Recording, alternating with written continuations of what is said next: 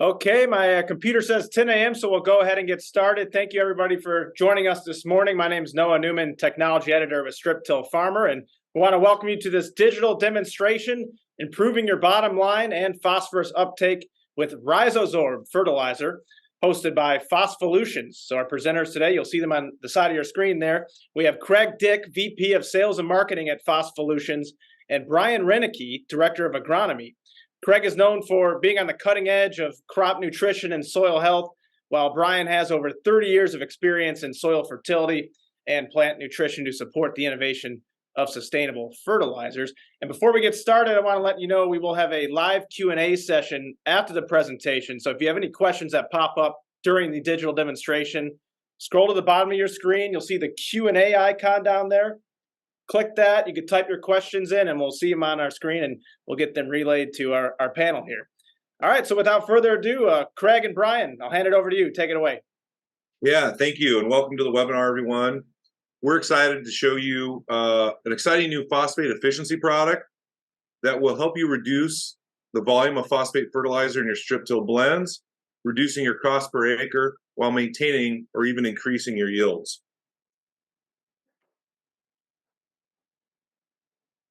I am Craig Dick.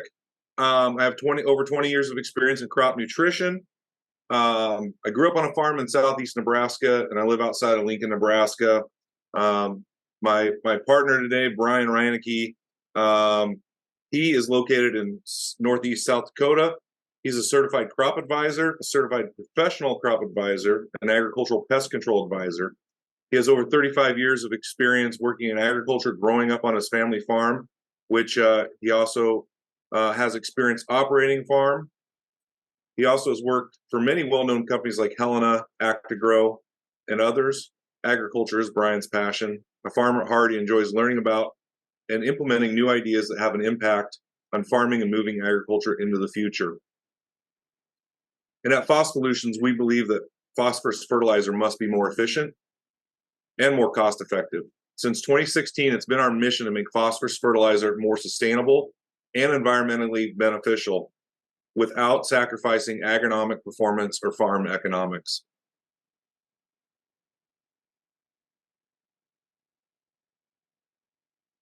RhizoSorb is a patented phosphate efficiency technology originally developed by Dr. Lynch at Penn State in the 90s.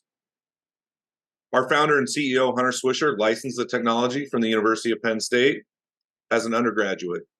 Over the next 2 years, he developed a team of scientists who studied and implemented RhizoSorb into row crops. In 2021, we started on-farm testing. As of last fall, we've had over 200 field trials. And in March, we launched RhizoSorb commercially through ag retail.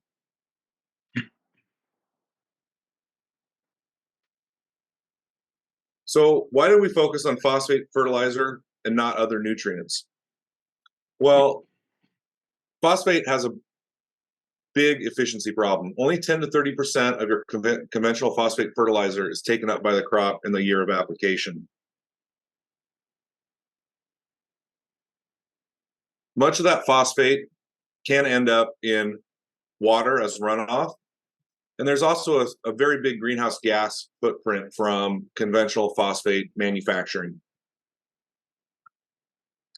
However, we know the solution must preserve yield, or in fact, increase yield for it to be considered on the farm. And lastly, we believe that this technology should decrease the cost per acre, not increase the cost per acre to use. So at this point, I'll turn it over to Brian to walk you through why phosphate is so hard to get into your plants, how we are solving this problem, and some of the results we've seen to date.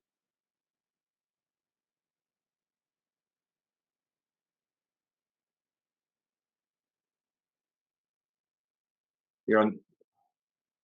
Thank you, Craig. Can everybody hear me okay?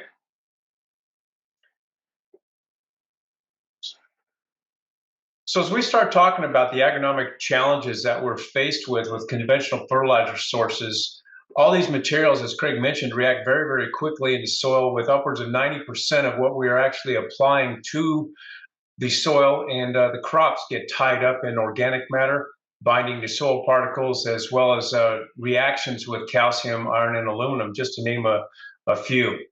When this occurs, this results in very little plant available phosphorus left for the crop throughout the rest of the season.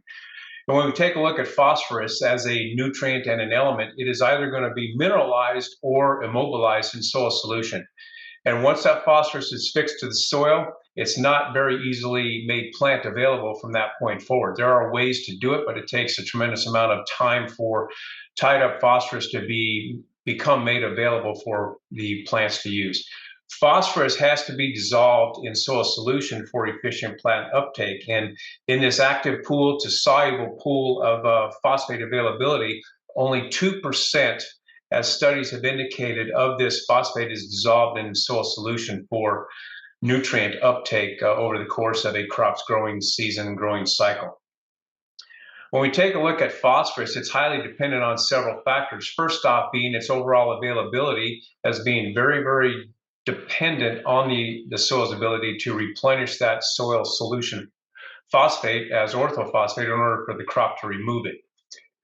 Secondly, phosphorus is an immobile nutrient that's, again, tied up very easily with the mineralization of our soil index, our soil profile. Calcium, iron, and aluminum, as well as others, are some of the biggest culprits that affect phosphate from available crop use. And because phosphate is not mobile in the soil, root interception is necessary for overall plants to take it up. So when we talk about root interactions as an example, root interception or contact by the roots from phosphate represents about 3% of our overall phosphate usage to the crop during the season. Mass flow is another way that contributes 5% of phosphorus to plant utilization and use efficiency. The greatest way to get phosphate moving through the soil is through a process called diffusion, and that's simply the movement of water and nutrients and minerals from a high concentration to a low concentration. This contributes up to 92% of overall phosphate availability in the equation for plant use. This phosphorus moves through a concentration gradient, again, from high to low concentrations. And remember that when the soil gives up a unit of P, the soil has to replace it in order for soil to maintain its equilibrium. One thing that is interesting to note here is through studies at university levels over many, many years, it's been determined that plant roots only explore about 1 to 3% of the soil's total volume. So in terms of phosphate utilization and nutrient use efficiency, it becomes vitally important to have as much plant available phosphorus in the soil solution for crop needs during the season. So when we start to take a look at the way traditional soil test values are looked at, viewed, and calculated, the current P recommendations that we're using are simply based on a simple correlation to relative yield that we expect. So when you have your soil test extractions done by whatever methods you use, in certain concentrations of phosphorus will result as a part per million number that we then use to attempt to correlate to yield. And what we see in this diagram is that the amount of extractable phosphorus in our soils clearly increases yield until you get to a certain point where additional extractable phosphorus and yield plateaus and you do not get any further increases in yield. This is what's called a critical level in soil solution that's traditionally becoming the target of how we base and make our P recommendations relative to our phosphorus levels in the soil. Within this data, there is significant variability due to the reality of the situation that all of this information that you see here is dependent upon each individual soil type and our soil conditions. So when we're talking about phosphorus resulting in proper yield and nutrition, because soil test recommendations are based on the average of everything, average soil conditions and average soils. The way labs do it today and the way we typically, from an agronomic production point of view, is look at everything as a combined number without really looking at a specific soil situation to determine what we're using. If we don't consider or account for phosphorus concentration, buffering capacity, diffusion rate, and the predicted phosphorus uptake for the crop needs, we're never going to be able to fully address the value of a crop or tomatoes or potatoes or anything else for adequate phosphorus utilization to affect the desired yield that we are looking for. And when we base our phosphate applications on traditional recommendations, we might be massively over applying phosphorus because critical levels vary from soil to soil and from part of the country, different parts of the country. Looking specifically at phosphate uptake in corn, for example, and this has been studied for many years by several high-profile academic advisors around the country and universities. While early season phosphorus is important to establishing the crop and getting it off and going at a fast, rapid pace, there's also a significant upward trend in phosphorus demand that happens as the crop, corn or any crop, moves from a vegetative growth stage to the reproductive stage of growth. Starting strong and early with a good foundation is excellent, but then we need to focus on ways and methods and approaches that will help to drive yield responses later in the season. As shown here, phosphorus is a significant contributor to higher yields. By as much as 75% of phosphorus contribution to yield in the grain comes through pollination and grain field timeframes. If we don't have it there, how are we going to make our yield expectations? So the question becomes, relative to phosphorus, is how do we get there from here? The same is true for other nutrients like nitrogen, sulfur, potassium, many other nutrients as well, which are needed in various degrees and amounts throughout the season for our yield potential maximization. Most of our current fertilizer sources today that we are used to using are not really optimized for release at the right time of plant demand. And generally speaking, although the industry is getting better because we're searching for higher yields, most of us tend to not think about what our nutritional needs are later in the season. With corn, for example, we have a habit of putting out our fertilizer in the fall, planting it, and then pretty much forgetting it until it's combine season, which we are fast approaching to here in many regions of the U.S. So drilling a little deeper and going down and taking a look at phosphorus's concentration effects to root architecture, this is information that has been studied at length for well over 20 years by Dr. Jonathan Lynch at Penn State University. And through his research, he has shown that excess phosphate is well known to impact both positively and negatively overall root structure. As we see indicated here on the right side, the 0P phosphate growing media produced a similar architecture to that of the plants grown in higher levels of P.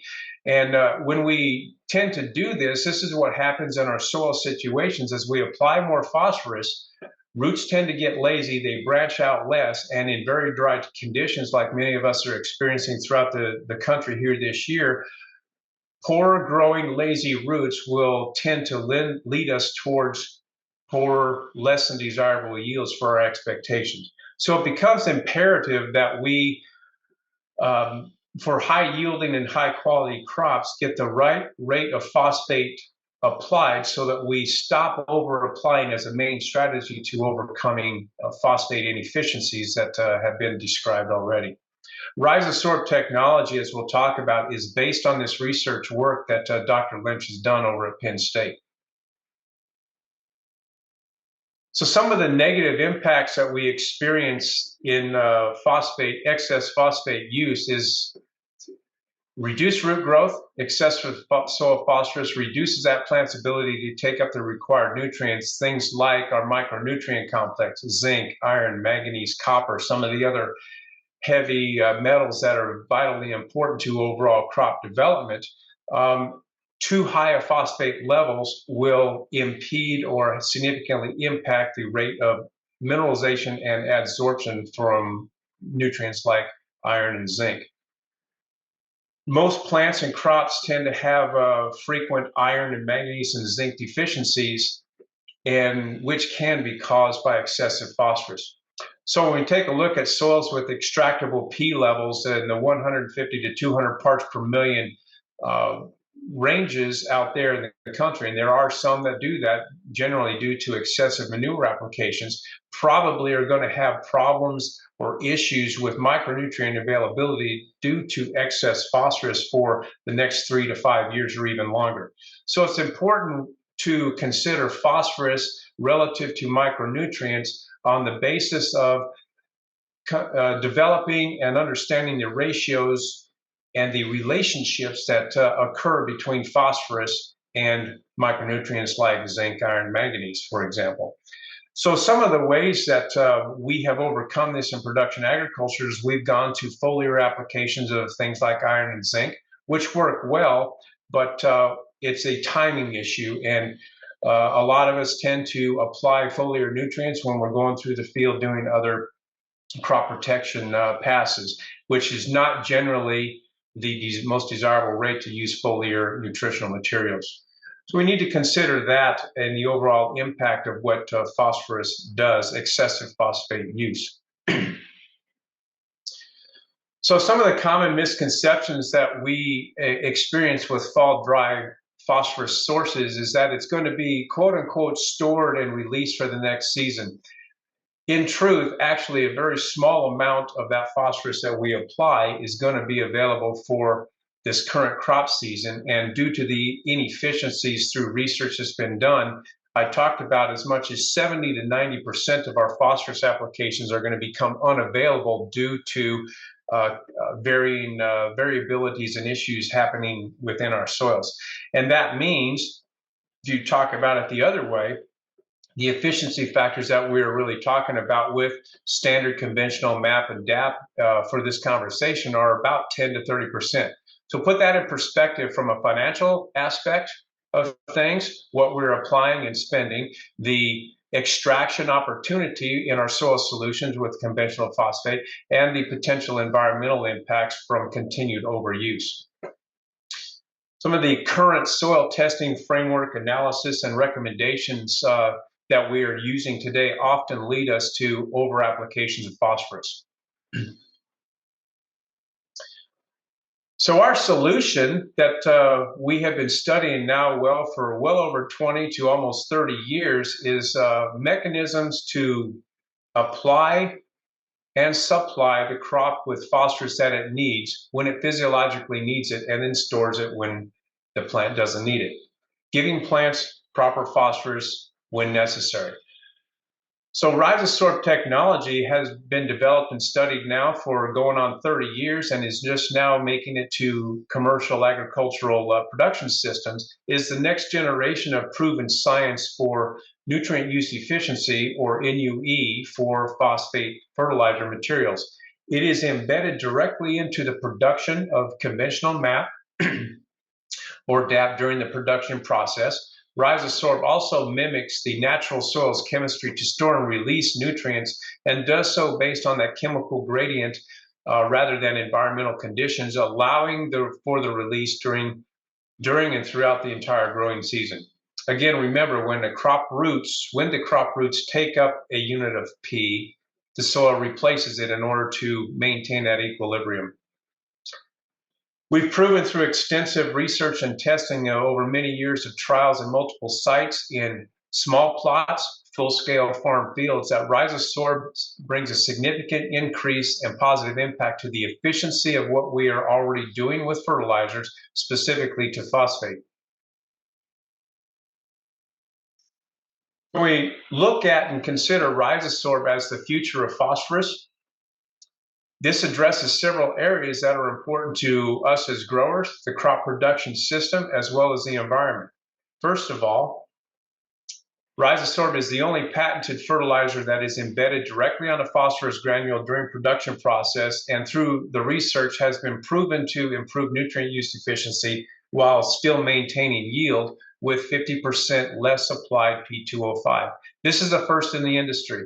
Any of us that have been around for an extended period of time in the production side, the agronomics, the business side, and understand fertilizers and soil chemistry, this creates a huge opportunity for reduced use rates, higher yields, better plant utilization, and the environmental concerns that everybody seems to be concerned with. Through the extensive testing and ongoing research, RhizoSorb has demonstrated sustainable solution opportunities by reducing phosphorus runoff in soil and water by 58% and reducing greenhouse gas emissions by a measured 51% per acre. And when we talk about the brass tacks at the field level, for users of RhizoSorb, their realized benefits have been preserving their yields with 50% reduction in actual phosphorus units applied, and maintaining or improving their yields, while at the same time on the front end having the ability to reduce their cost of inputs, freeing up some dollars in their fertilizer budget for other things to address later on in the season.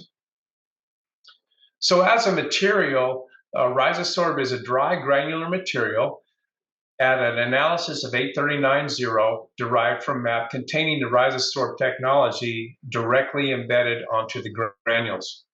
And when you take a look in comparisons to granule quality relative to commercial MAP that we're all familiar with, the quality comparisons are very, very consistent in the quality for the efficient use and applications across the board.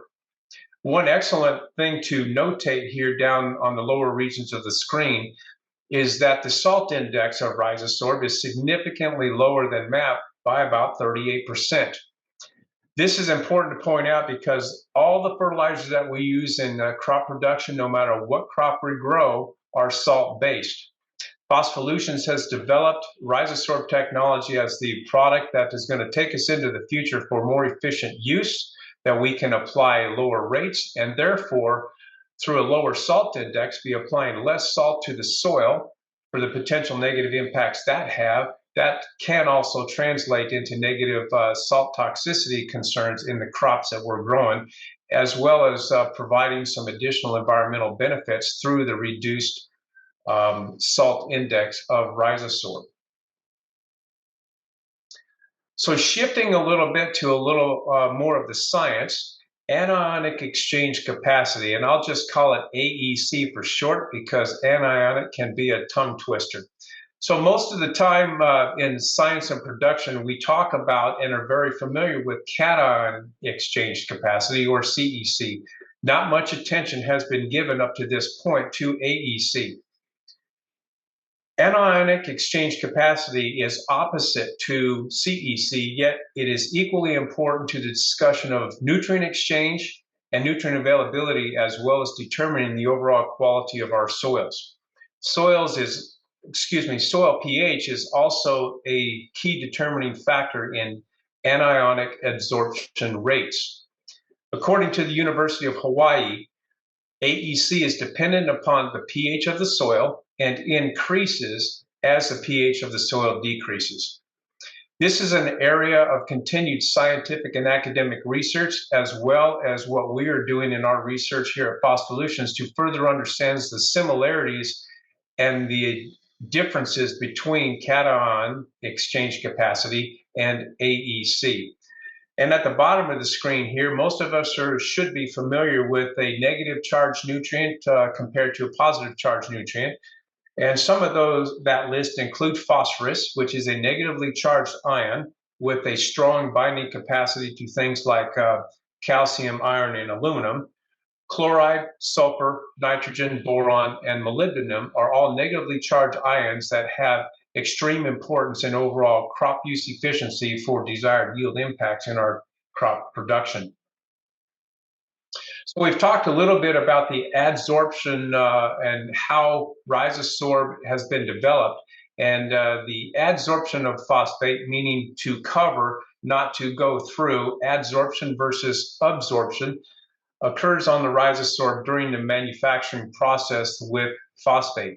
And it's the desorption of this is phosphate is from RhizoSorb into the soil solution is driven by that chemical gradient and functions sometimes at a one-to-one exchange.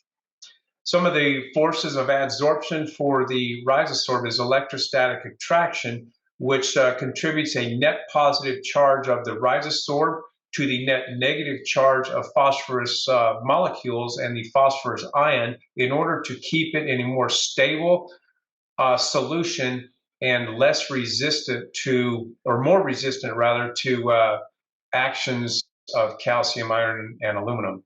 A great way to describe RhizoSorb is that it acts as a buffer in our soils for releasing phosphate into soil solution, protected from the cationic exchange adhesion by calcium, aluminum, and iron, and remain available to the crop.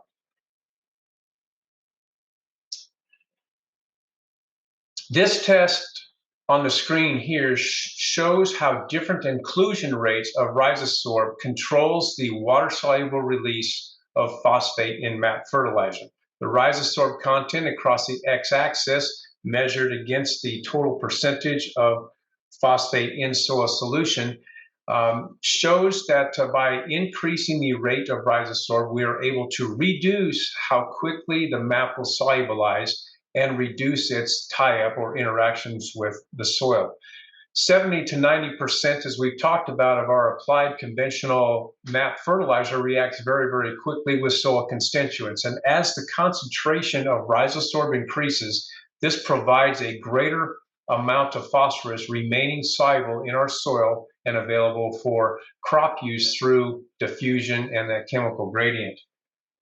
Conventional MAP, while extremely soluble, has very low capabilities to remain in solution due to the variables of natural soil dynamics, including things like pH, organic matter, and other strongly bound or bonded covalent heavy metals like calcium and iron. So with RhizoSorb embedded phosphorus fertilizers, this improves phosphorus's availability, which provides more phosphorus to the crop and much less soil antagonism. Moving forward, looking more specifically at what our recommended rates of RhizoSorb do. RhizoSorb improves phosphate with half the application rate of actual phosphate material applications versus grower standard practice. And in a lot of our studies, using 50% in comparison to the grower standard of 100%, let's say 100 pounds of MAP versus 50 pounds of fertilizer from RhizoSorb, provides a 3% increase from our studies over MAP equivalency for plant utilization versus the grower standard. We have also studied a 100%, so let's say, for example, a 100 pounds of phosphorus from RhizoSorb to 100 pounds of phosphorus coming from MAP, and we see an increased plant phosphate utilization rate of over 76%. This is important to note because RhizoSorb is driving more, has the ability to move more phosphate into the plant tissue. However, through many of our studies, that does not always seem to translate to a return on investment for yield purposes. However, what we'll see here going forward is that a 50% reduced rate does show excellent results in both plant tissue phosphorus as well as a yield response. So as was mentioned at the outset, over the course of the last 4 years, from 2019 to 2022, Phospholutions has conducted more than 300 trials in a variety of methods and scenarios, as you see over here on the left side of the screen: lab assays, grow rooms, small plot trials, large-scale acre trials. Validation continues, and we continue to grow in our confidence that what we are recommending and the methods by which we use and promote RhizoSorb is bringing extensive crop benefits. In 2023, we have an additional 50 trials being conducted, grower trials being conducted across the country, as well as 28 small plot trials, continuation with research and contract researchers and universities, as well as 95 lab assays, 5 grow room studies that are going on.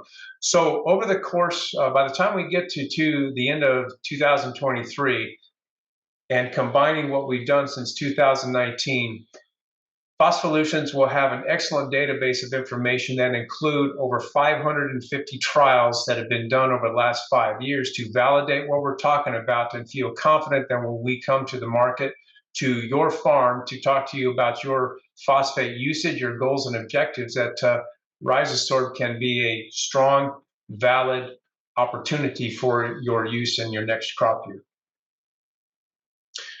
So as an example of 2022, last year's trial review, 93 trials were completed across 12 states, mainly focused in the Midwest in corn and soybean systems, comparing the variations of application systems and many different soil types, cultural practices, and weather systems and weather events. This has been continued in combination with replicated multi-year university trials. And from my standpoint, we like to do this because the real world field situations is what we're all concerned with, while at the same time, the small plot validation research from the academic university contract research level becomes an overlay situation that continues to validate what we are learning and continue to learn about the efficacious results of RhizoSorb technology.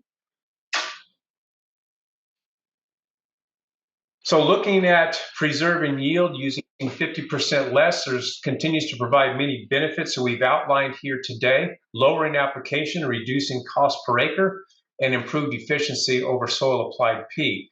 Over 200 trial locations across the 14 states, but if we take a look at Iowa in particular, where in any given year, as the #1 corn growing state in the country, 14 to 15 million acres of corn is planted there, and there's a variety of soil issues and concerns over there from my experience in Iowa.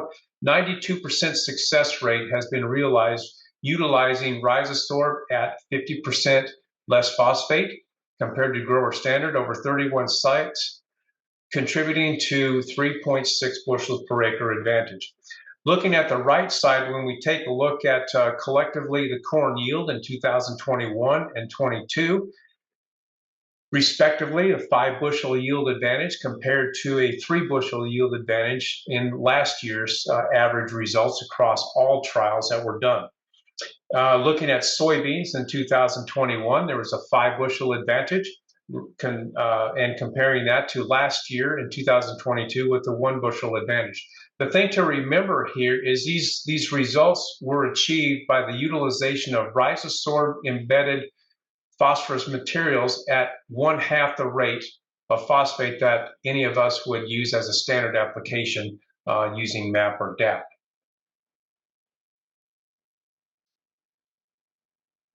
Just taking a look at a combined multi-year P studies, and this is a busy slide. We won't go through all the distinctive details. However, I'd like to call your attention to the leaf tissue P percentage as a component of phosphorus utilization and uptake that has been very, very consistent when we look at it against a standard fall applied MAP application for contribution to plant use, plant uptake, plant efficiency. Very, very close in results with 1/2 the rate, meaning that the RhizoSorb technology is a contributing factor to increased soil solubility and solution that enables more improved plant use uptake. And on the left side here, these results in plant tissue level P percent have correlated nicely to some yield bumps in the average situations. So again, this continues to support what we have studied for many years. When we take a look specifically at soil test P values, we tend to get a lot of questions about how will my soil test values be affected when using RhizoSorb when we're talking about the 50% use rate. So in terms of where RhizoSorb appears to provide the greatest opportunity for yield compared and relative to grower standard practice is in looking at part per million of less than 20, we realized against standard yield comparisons for MAP nearly a 5% increase in yield. Now, when we take a look at higher soil test P levels in the 20 to 40 part per million range and greater than 40, which there are soils around there, around those levels around the country, maybe some of you have those, the contribution from RhizoSorb is consistent to what standard applications have been providing. This does not mean that RhizoSorb is not performing and not working in higher testing P soils. Keep in mind, again, we're using half the recommended rate of conventional practices. More and more testing in this specific area is being done so we can correlate RhizoSorb with long-term soil test P values and how we contribute to the long-term stability of phosphorus in the soil and being able to mineralize enough phosphorus throughout the growing season for future crops. Specific on-farm application methods, so we've been taking a look at that, and we're showing in a broadcast application about a 3% yield value considered to improve our soil's ability to create yield. So whether we are doing a banded application or broadcast application, there are some benefits to realize there. In on-farm trials with 50% less phosphorus, again, 62% trial sites showing an 85% success rate, contributing to 2.3 bushels per acre yield advantage.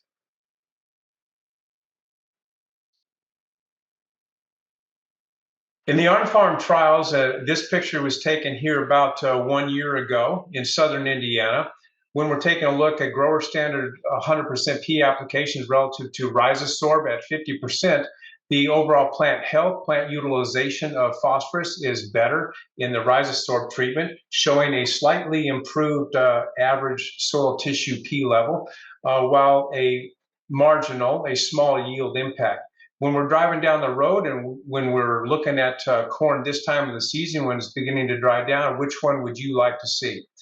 I can tell you that on the right side of the screen there, where RhizoSorb is using, even though we have some senescence going on, there is still some active utilization and movement of water and nutrients going through that plant to help it continue to add to yield if possible, as well as provide additional stock strength and standability as we get towards harvest. We're about to wrapping up here, and I'm going to turn it back over to Craig. Soybean trials and on-farm situations in 21 sites demonstrated a 76% success rate, returning about 1.6 bushels an acre. While some of us may not think that 1.6 bushels advantage is great, it is still a positive return on investment, because when you consider the value of RhizoSorb applied on the front end of the season, providing a 10 to 15% cost savings up front, there is a beneficial opportunity for you to look at in the whole scenario. A couple of pictures here and demonstrations, what we've begun to see here as we get around our field farm trials in Nebraska, specifically on this slide. You can see RhizoSorb used at 34 pounds per acre actual P2O5 compared to 68 pounds P2O5 grower standard practice in a strip-till setting. You can see a much better root mass, feeder root hairs, longer roots, a bigger root ball. And remember, we're only talking about root exploration of 1 to 3% of soil volume. So when our root mass is larger, we have greater opportunity for exploration in that soil to pull water and nutrients like phosphorus out of the soil. In Bartlett, Nebraska, 52 pounds grower standard versus 26 pounds. Again, the same scenario consistently being seen in a different part of Nebraska, indicating that RhizoSorb phosphorus is providing excellent plant opportunities. And here, as we take a look at some of our on-farm trials, again, with respect to ears as we go through the maturation process.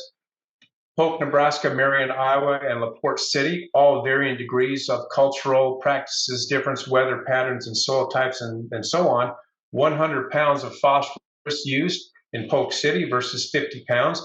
And if you look closely across these treated RhizoSorb ears, you can note that maturation and grain fill is slightly improved by my estimations, looking at these, telling us that phosphorus is moving the water and nutrients into that corn crop, those corn ears, in order to finish them. And over the course of the next 45 to 60 days, we will be taking this data, looking at it, and including it in our future results for further conversations and webinars like this. So with that, I'm going to turn it back to Craig and have him talk to us a little bit about economics and some of the other features and benefits.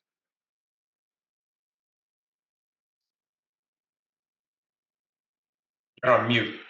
Yeah, thanks, Brian. So at today's prices, if we're applying an average of 75 pounds of MAP fertilizer with a 50% rate reduction, and our cost delivered to the farm is $800 a ton, then we should see around a 10% cost reduction on a per acre basis. We'll be applying 33% less total fertilizer for that 50% P2O5 reduction. On a 1,500 acre farm, that would result to $4,500 in savings, or roughly $3 per acre. Again, instead of applying 75 pounds of MAP, we'd be applying 50 pounds of RhizoSorb 839.0.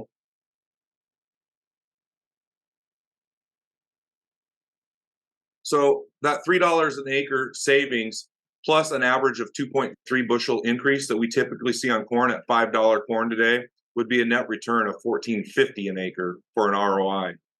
And remember that in most Midwestern soils, P is generally not the limiting yield factor. So with RhizoSorb, you open up additional 25 pounds in your fertilizer blend for other nutrients, like more potassium, more sulfur, micronutrients like copper and zinc, or humics, or other things that could drive yield increases on your farm. So lastly, we've mentioned sustainability, and it's important, but as we've shown, it's got to perform on your farm. It's got to be cost effective.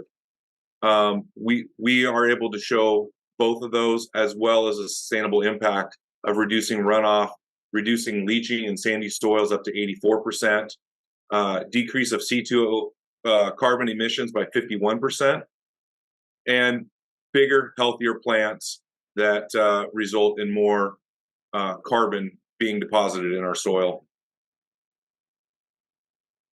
So as we wrap up some of the RhizoSorb grower benefits, again, increased phosphate efficiency up to 50%, improved ROI up to 20% on farm, decrease in phosphate runoff, and reduce applied phosphorus rate of fertilizer by 33%.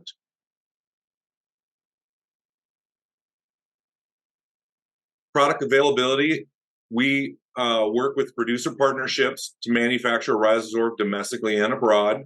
It's currently available in totes or bulk to be shipped from our domestic warehouses to the retailers of your choice. And you can contact our area representatives if you have more questions specifically about RhizoSorb use in your area. And you can also ask your retailer for RhizoSorb. So with that, Noah, we are, I think, are ready for some questions. Sounds good. Yeah, we have several pouring in right now. A reminder, if you're just joining us a little late, you could get your questions in at the bottom of your screen in the Q&A box. Type them in there and we'll get them read. We'll start with this one. Both citrate and P are negatively charged. Plants exude citrate. So do you regard this as a competitor? So I think that goes back to one of our earlier slides. And I think that's from a misinterpretation of the slide. And what we're actually showing in this slide is the ability for RhizoSorb at various inclusion rates to modify how phosphate solubilizes.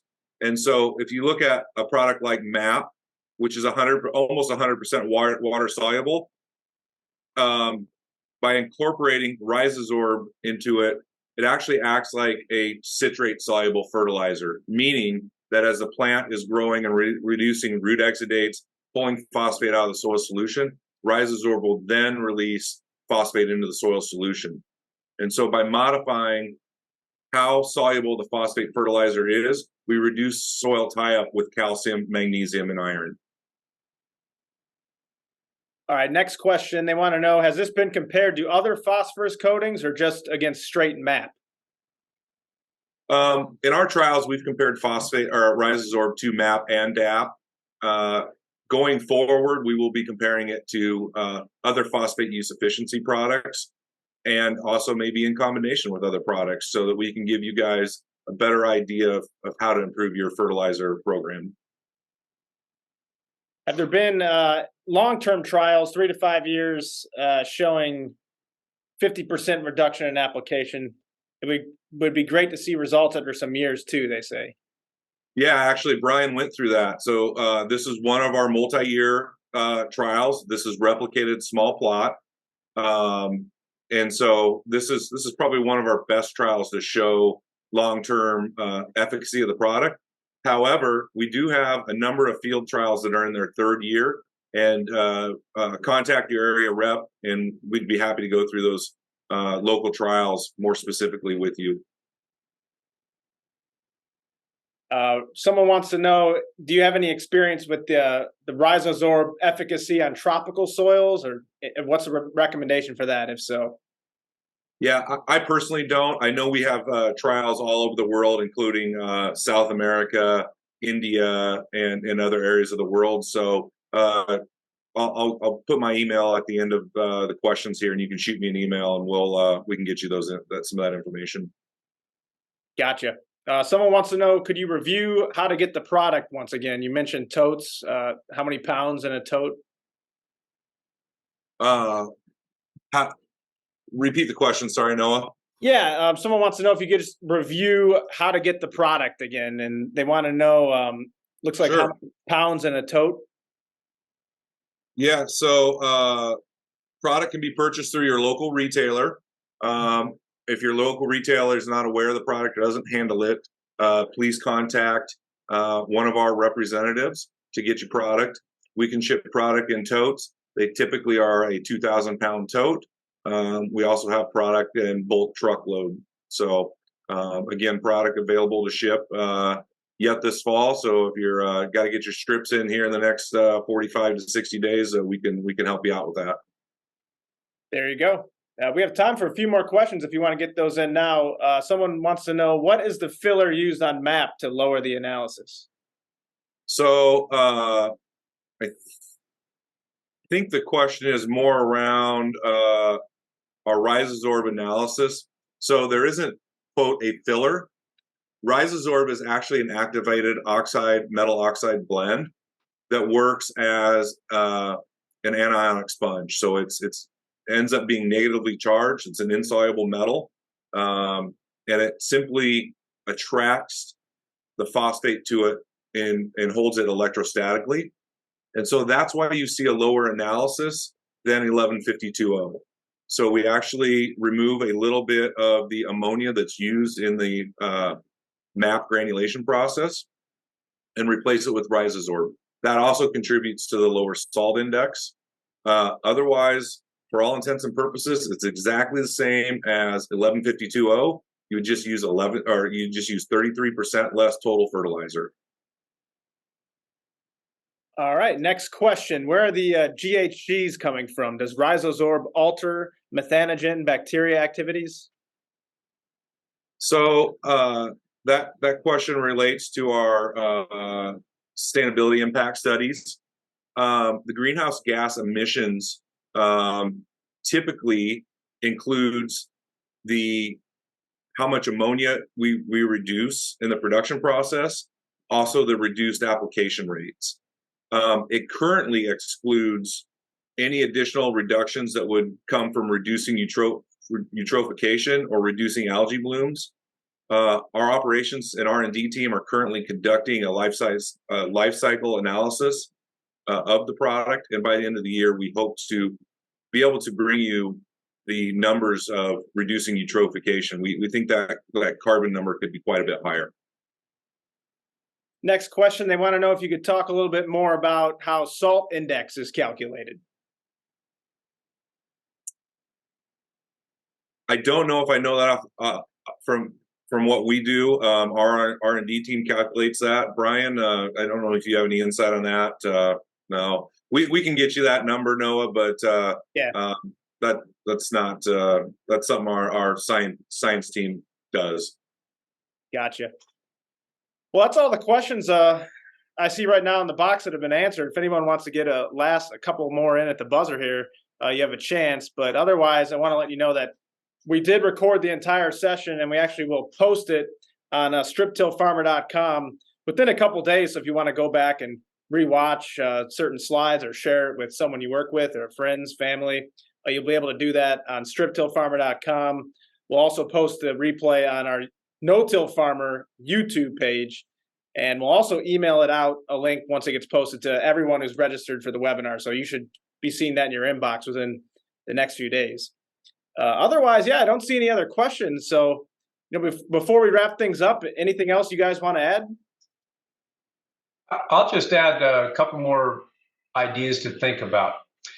As you consider RhizoSorb in your program, reach out to any of us, Craig, myself, any of our regional managers listed on the screen here, and let us have a conversation with you and bring your soil test with you, or to the conversation anyway, and let us take a look at and evaluate those with you on a one-on-one basis, because through our experiences with soil fertility, or my experiences with soil fertility and plant nutrition anyway, we should be able to help you develop the right specific recommendation for your cropping system so that you can maximize the opportunity of either soil-bound phosphate and as well as RhizoSorb, because at the end of the day, the important factor is getting nutrient movement from soil solution into the crop without all the negative impacts that happen due to soil dynamics. So get with us and let us have a conversation with you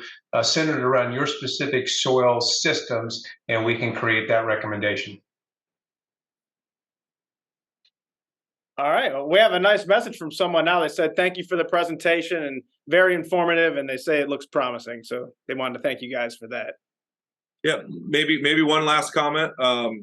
Again, we looked at various fertility systems from broadcast to row place and across all production systems and soil types we've tested on, we have shown that we are able to improve phosphate uptake and utilization. So again, very looking very much forward to hearing from your readers and having conversations with them about how we can help them improve their fertility systems. So Noah, thank you for having us today. Very much appreciate it.